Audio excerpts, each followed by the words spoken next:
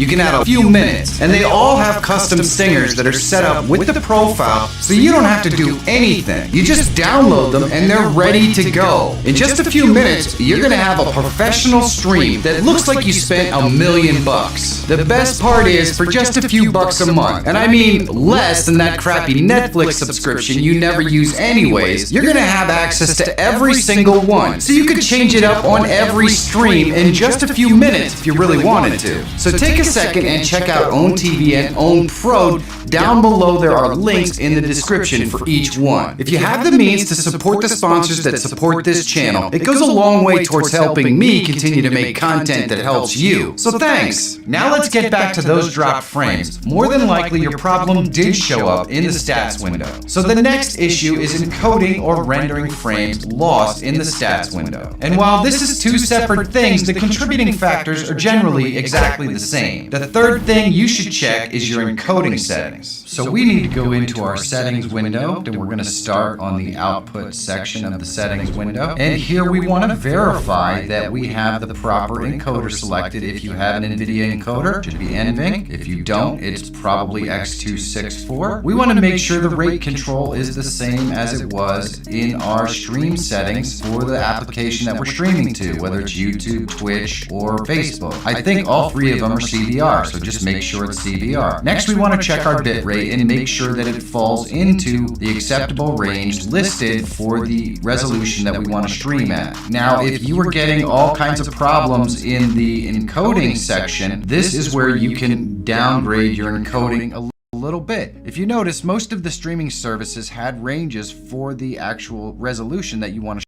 stream at. So you can try your bitrate at the lower end of that and see if it fixes your problem. Then you have your preset and all that stuff, which was listed on the Twitch one, and your B frames and your keyframes are both here as well. You want to check out all these settings. If we flip over